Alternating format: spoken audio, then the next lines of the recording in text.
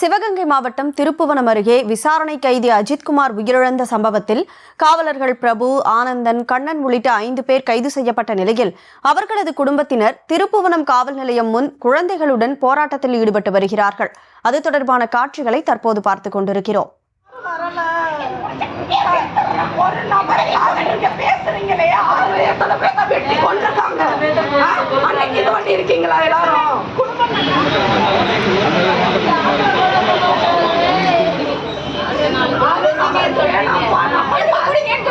குடும்பத்துக்காக நீங்க பேசணும்ல. நாங்க தனிப்பட்ட நீர் வாங்கி கொடுத்தீங்க இல்லைன்னு சொல்லலாம்.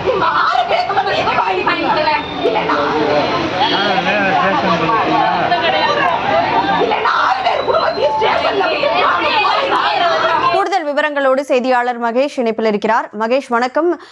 இவங்களுடைய குடும்பத்தினர் தரப்பிலிருந்து என்னென்ன விஷயங்கள்லாம் முன்வைக்கப்படுது? முழு விவரம் என்ன? கண்டிப்பாக கனிமொழி, சிவகங்கை மாவட்டம் திருப்புவனம் அருகே மதப்புறத்தில் விசாரணை கைதி அஜித்குமார் உயிரிழந்த சம்பவத்தில் கைது செய்யப்பட்ட குற்றப்பிரிவு முன்பு குழந்தைகளுடன் போராட்டத்தில் ஈடுபட்டுள்ளனர். திருப்புவனம் அருகே மடப்புறத்தில் உள்ள பத்ரகாளியம்மன் கோவிலில் தற்காலிக காவலாளியாக பணியாற்றிய இளைஞர் அஜித்குமார் என்பவர் 10 பவுன் நகை திருடியதாக பக்தர் ஒருவர் கொடுத்த புகாரின் அடிப்படையில் விசாரணைக்கு அழைத்துச் சென்று திருப்புவனம் குற்றப்பிரிவு காவலர்கள் விசாரணையின் போது உயிரிழந்த சம்பவம் தமிழகத்தில் பெரும் அதிர்வுகளை ஏற்படுத்தியது. இச்சம்பவம் குறித்து பல்வேறு அரசியல் தலைவர்களும் தங்களது எதிர்ப்புகளை தெரிவித்து வந்த நிலையில் நேற்றைய தினம் இந்த வழக்கு சிபிசிஐடியிடம் ஒப்படைக்கப்பட்டது. மேலும் மதுரை அரசு மருத்துவமனையில் 5 மணி நேரம் நடைபெற்ற உடற்கூறாய்வு அறிக்கை வெளியானது. இதில் அஜித்குமார் 9 இடங்களில் தாக்கப்பட்டதும், புறவலையில் காயம் ஏற்பட்டதும், உள்ளுறுப்புகள் சேதமடைந்ததும், ரத்த கசிவு ஏற்பட்டதும் அறிக்கையில் வெளியானது. உயர்நீதிமன்ற மதுரை கிளை நீதிபதிகள் தமிழகத்தில் தொடர்ந்து 24 லாக்அப் நடைபெற்றதை கண்டித்த நிலையில் திருப்புவனம் குற்றவியல் நீதிபதி வெங்கடேஷ் பிரசாத் சம்பவம் நடைபெற்ற மடப்புறம் பத்ரகாளியம்மன் கோவில் வளாகத்தில் கள ஆய்வு மேற்கொண்டு தகவல்களை சேகரித்து சென்றார். இதற்கு காரணமாக திருப்புவனம் காவல் நிலையத்தில் விசாரணை கைதி அஜித்குமார் காரணமாக 5 காவலர்கள் மீது கொலை வழக்கு பதிவு செய்யப்பட்டு அவர்களை பலத்த போலீஸ் பாதுகாப்புடன் காவல் நிலையத்திலிருந்து வேனில் வந்து திருப்புவனம் குற்றவியல் நீதிமன்றத்தில் நீதிபதி வெங்கடேசன் பிரசாத் தலைமையில் நேரில் ஆஜர் செய்தனர். 5 பேரையும் 15 நாட்கள் நீதிமன்ற காவலில் அடைக்க நீதிபதி உத்தரவிட்டார்.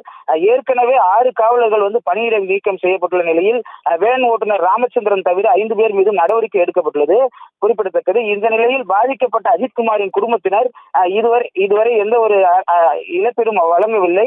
மேலும்